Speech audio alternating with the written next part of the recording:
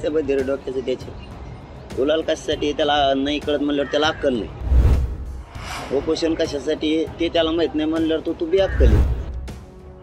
आता त्यांना तर आव्हान केलं आम्ही, तुम्ही पुढे होऊन करा, तुम्ही श्रेय घ्या, पण मराठ्यांच्या वेदना जरा जाणून घ्या. पण भुजबळांच्या मते असं आहे की सर्वाधिक संख्या मराठ्यांपेक्षा ओबीसींची जास्त आहे, म्हणून ओबीसीला समोर ठेवलंच पाहिजे, ओबीसींचा विचार केलाच पाहिजे, खरं ते सातत्यानं म्हणतायत. आणि म्हणून त्याच धर्तीवर सरकार भुजबळांना घाबरतं का? खरं आहे त्यांचं. त्याला ओबीसी जास्त आहेत आणि आम्ही कोण आहेत? आम्ही ओबीसीच आहेत, मराठी आम्हीच आहेत. नाही, भुजबळांची ओबीसी त्याचे कोणचे ओबीसी तर बुचकाण्याचे का म्हण घामाचे ते बदगा सगळ्या दुनियाचं, त्याचे कोणचे येतं?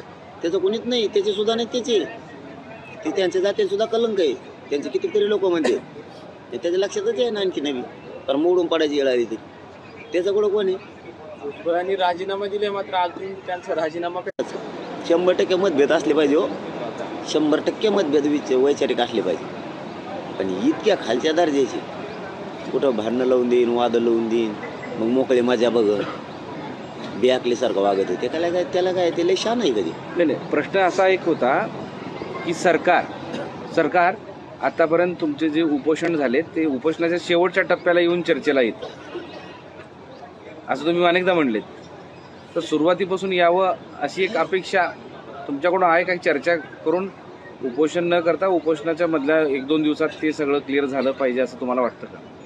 त्यांनी सुरुवातीला यावं नाही, ते शेवटला आहे, मला काहीच वाटत नाही. पण आता अंमलबजावणीच घेऊन या, इकडून फिरून उपयोग नाही होणार त्यांना अंमलबजावणीच घेऊन यावं लागणार आहे. आणि आणखीन तरी बरं होईल ते शाने झाले तर पुन्हा एकदा महाराष्ट्र उभा राहणार आहे, पुन्हा एकदा. आणि खूप मोठं सरकारला त्याचे परिणाम हे होणार आहेत पुढच्या काळात. त्यामुळे सरकारनं त्याचं न ऐकता, त्याचं ऐकून जर तुम्ही असंच करत राहिलं हमशा थांबत बघू करू म्हणत नाही, तर त्याच्या एकट्यामुळं तुम्हाला खूप भोगावं लागणार आहे. चलो, धन्यवाद.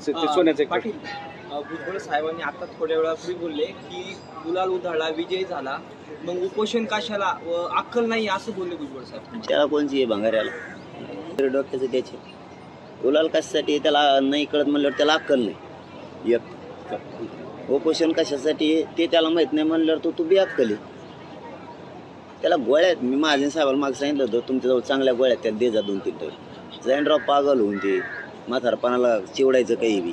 आणि सकाळी त्याने म्हटलं की त्याला धमकी पण मिळत आहे. त्याला काय धमकी देऊ नको, त्याला नीट चालता येणार काय व्हाय ना, त्याला कोण धमकी देईन? कोण घाणीला तसल्या हात लावून हात खराब करून घेईन?